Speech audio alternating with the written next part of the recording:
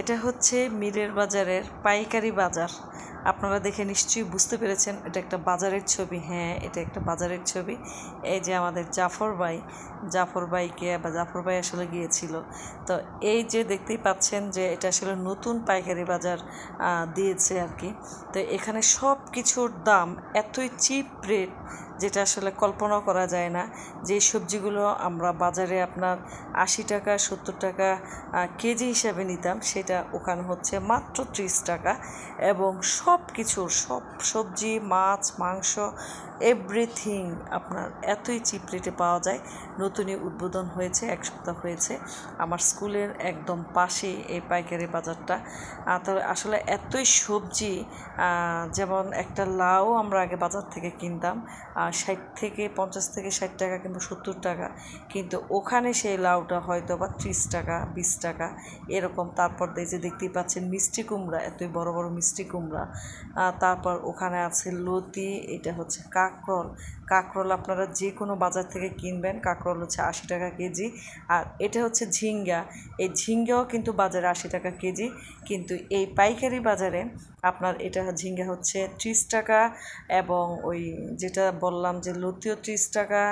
মানে সবজিগুলো মনে হচ্ছে যে তৃপ্তি সহকারে কিনা যাবে এবং খাওয়া যাবে, যেটা আমরা আসলে এতদিন সবজির দাম বেশি হতে আসলে এত বেশি কিনতে পারতাম না। এই যে এখানে সব কিছুর দোকান আছে।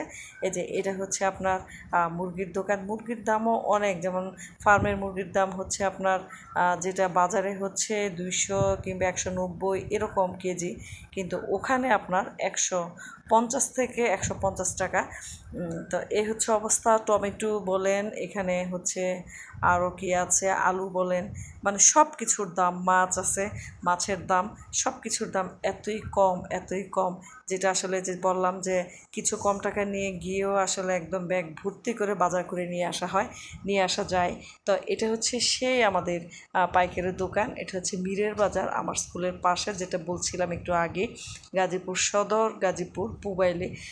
তো সেখানে আসলে মোট কথা যে আমাদের মতো সাধারণ জনগণ যারা আছেন তাদের জন্য আসলে খুবই ভালো হয়েছে এটা। একদম মানে অনেক কিছু সবজি, মানে যেটা বললাম যে তৃপ্তি সহকারে সবজি খাওয়াও যাবে, কেনাও যাবে। তা এটা হচ্ছে সেই আমাদের পাইকারি বাজার, মীরের বাজার। তো যেটা আসলে নতুনই উদ্বোধন হয়েছে। এই যে দেখতে পাচ্ছেন যে প্রচুর আপনার এতই সবজি বাজারে, বিশাল বড় আপনার পাইকারি বাজার। কোনটা রেখে আসলে কোনটা নেবেন, সেখানে আসলে গিয়ে আসলে একটা থতমত খাওয়ার মতো অবস্থা। মোট কথা হচ্ছে নতুন একটা, মানে সবাই প্রায় ওখান থেকে এখন আসলে বাজার থেকে তো সবজি কেনা হয় না, ওখানে মোট কথা যে সবাই গিয়ে আসলে সবজি কেনা হয়। এই যে দেখতেই পাচ্ছেন এটা হচ্ছে মুরগির দোকান, মানে সবেমাত্র দোকান, আরও হবে অনেক। এখন দেখা যাচ্ছে যে একদম মানে ফাঁকা দোকান, কিন্তু এই দোকানগুলো আরও মানে উন্নত হবে, আরও সুন্দর হবে, যেহেতু নতুনই পাইকারি দোকান বসেছে, উদ্বোধন করেছে। তো এটা আসলে আস্তে আস্তে সংস্কারও চলতেছে, মেরামত চলতেছে।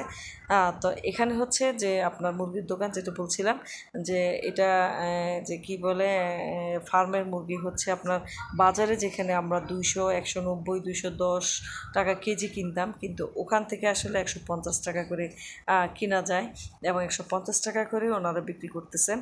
তো এই জন্যই আসলে কাস্টমাররা সব আসলে ওখানে পাইকারি বাজারে দৌড়াচ্ছে। এই যে আলু, আমাদের জাফর ভাই আসলে দেখতেছেন যে আসলে কী নেওয়া যায়।